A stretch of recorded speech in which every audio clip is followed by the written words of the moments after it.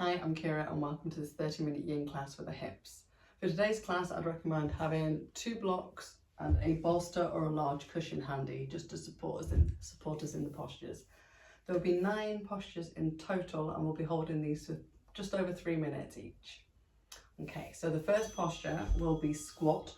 So come into a squat position with your knees bent and your feet a little wider than hips width apart. Pressing the palms together in Anjali Mudra and using the upper arms just to push into the just below the knees, or just above and just below the knees. Try and keep your spine long, crown extended to the sky, chest proud. If this is too much, use a block on any of the 3 heights. And then once you find your comfortable edge, hold here. You may find it comfortable to focus the eyes on a point in the room.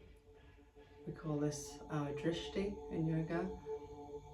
Or you may wish to close the eyes.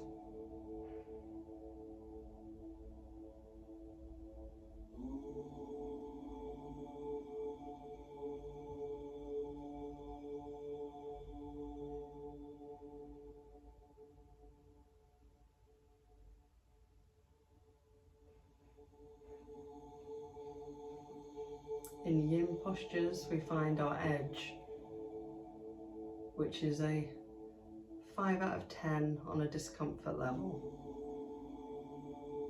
We choose a 5 because we need to be able to hold it for the 3 to 5 minutes that is commonly used for holds in Yin Yoga.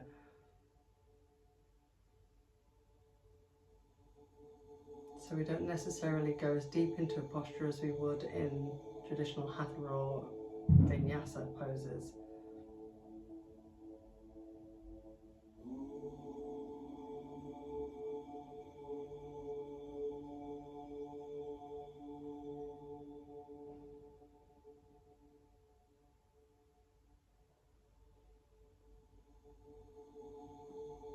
Trying to keep the shoulders away from the ears.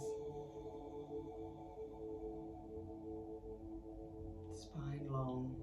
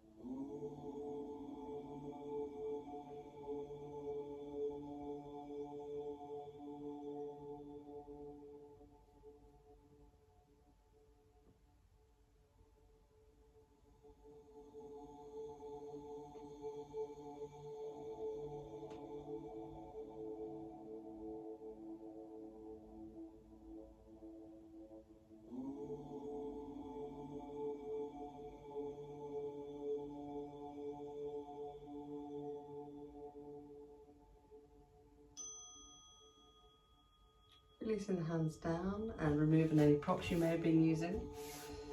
We'll be moving into baby dragon. So joining me on all 4s, we'll move the right foot just inside of the right hand, extending the left foot back. And then you can either keep your hands on the mat if this is comfortable for you, or you can use your props. So bringing the 2 blocks either side of the front foot, extending the chest up, lifting the chest, spine long.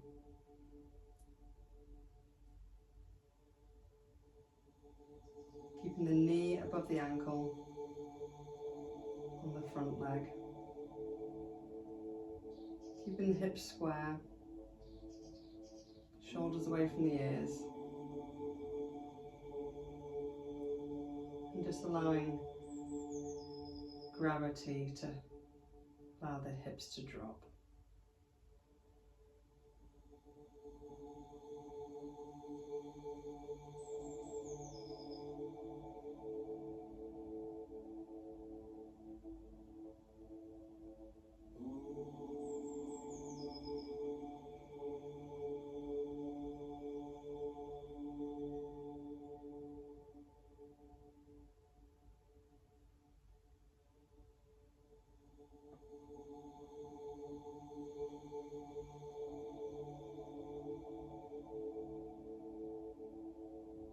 as always in Yin, just bringing the focus back to the breath if the mind starts to wander.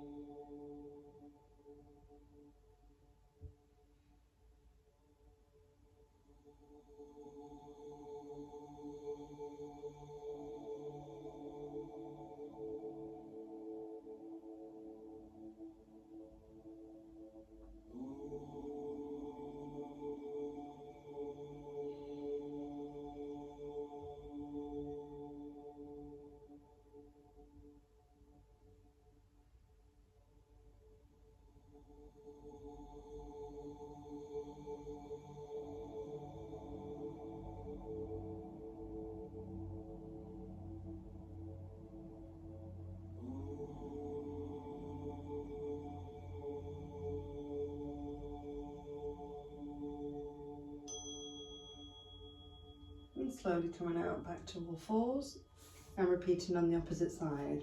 So keeping your blocks if you have those, and then bringing the left foot to the front of the mat, knee above the ankle, sliding the right foot back if needed, chest lifted, spine long, shoulders away from the ears, just allowing gravity to help the hips to drop.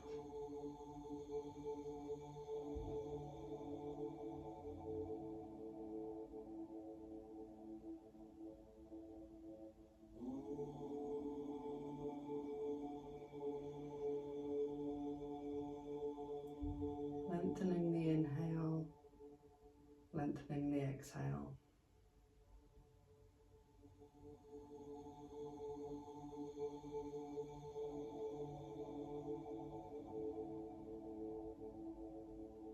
Big, deep belly breaths.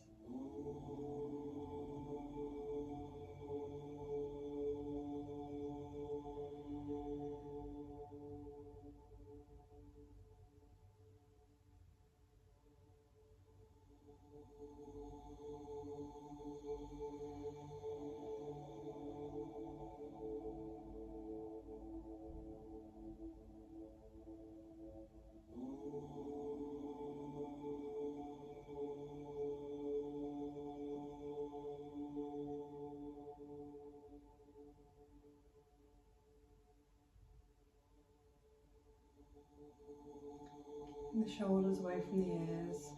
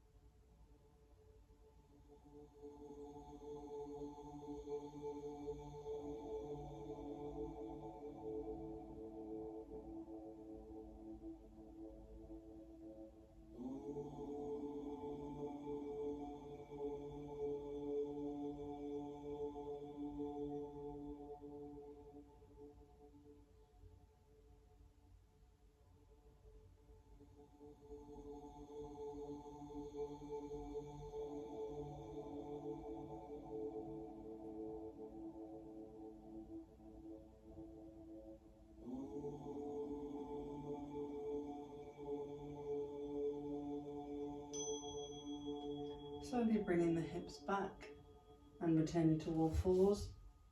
Next posture will be a swan pose.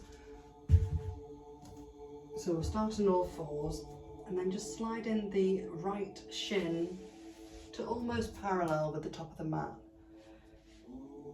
Working with your range of motion. You may be here, or you may be parallel with the front of the mat.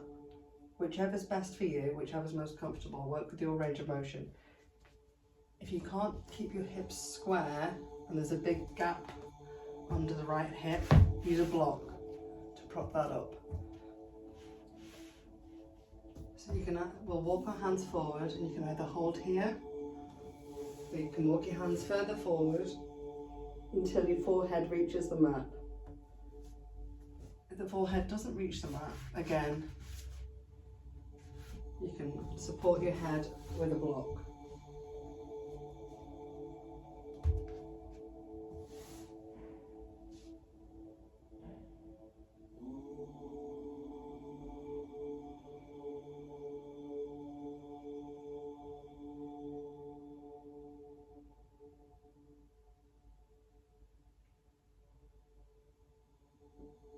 If your shin is more parallel with the front of the mat, make sure you flex your foot just to take any tension out of the knee.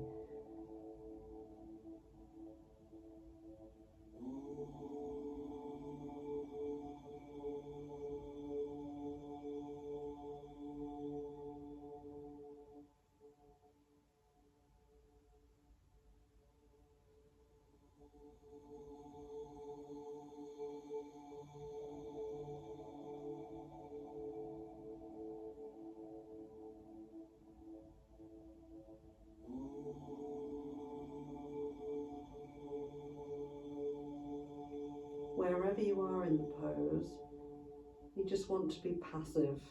You don't want to be holding on to anything. We need to be able to relax into the pose rather than the muscles taking over.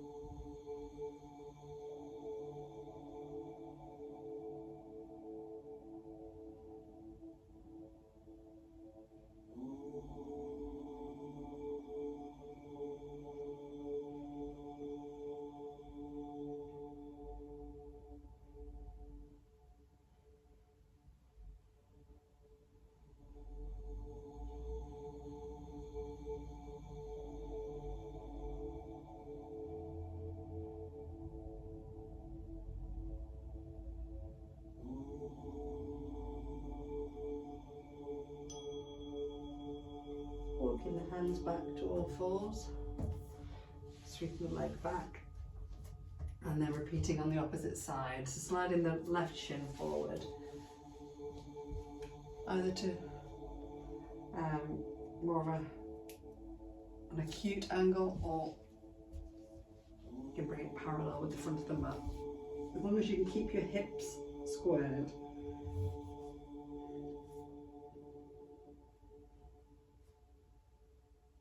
And if you feel any twinges, any tension in the knee at all, just flex the foot.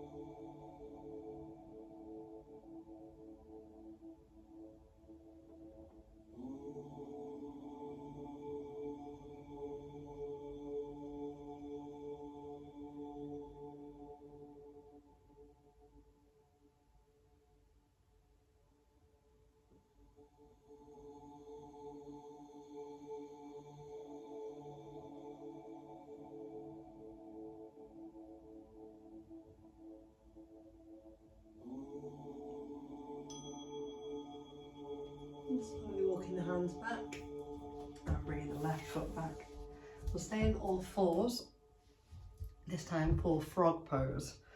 So if you have any sensitivity in the knees at all, I would lay a blanket at the front, or you can fold your mat under, just to give you a little bit more cushioning underneath the knees. So we're going to come to all fours. We're going to widen our knees as comfortably as possible, keeping our knees aligned with the hips for now, and then keeping the feet aligned with the knees as well, so you've still got a 90-degree angle. And we're going to walk the hands forward until the forearms and the forehead touch the floor.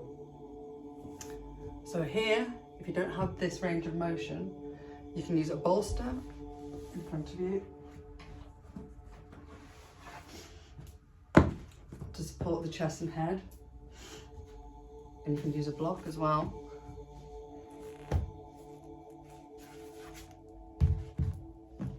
You could have like this. And you can also bring the toes together at the back as well, that will help.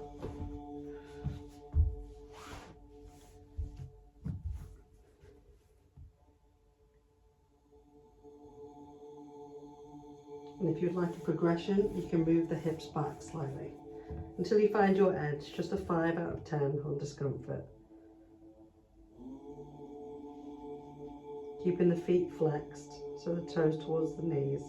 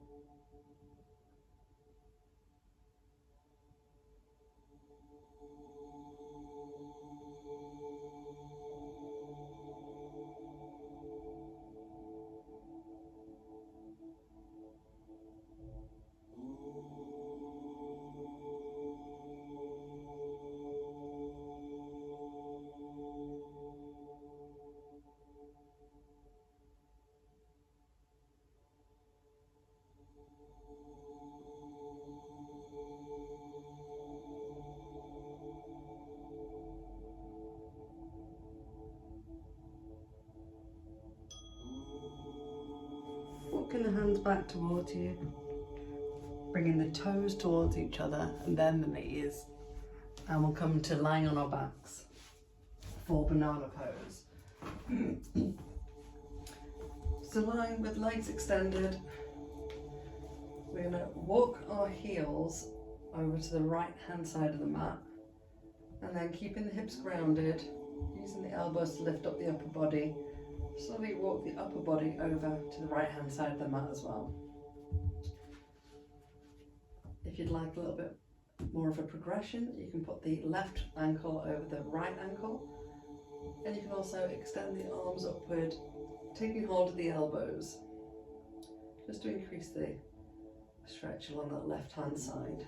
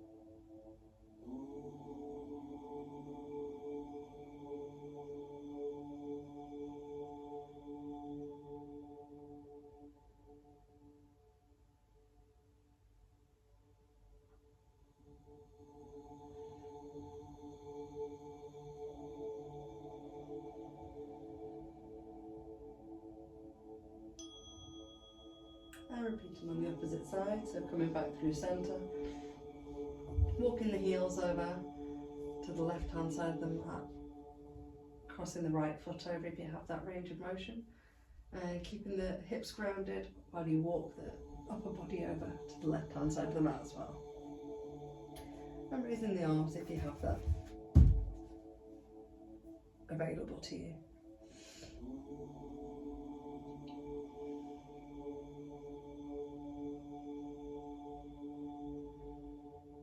And just relaxing into the pose, not holding anything.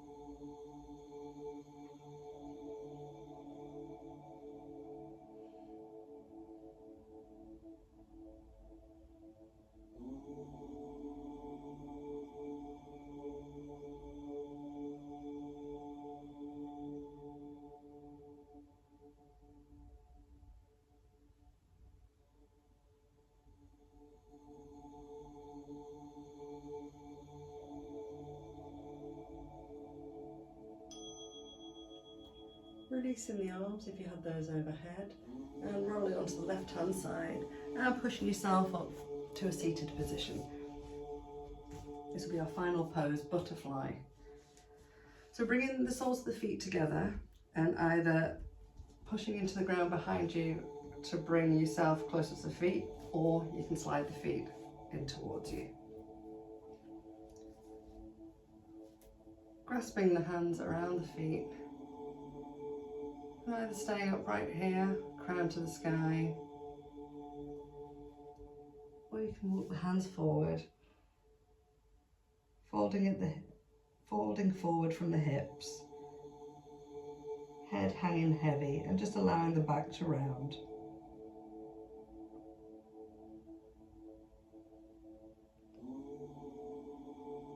Allow the knees to drop with gravity.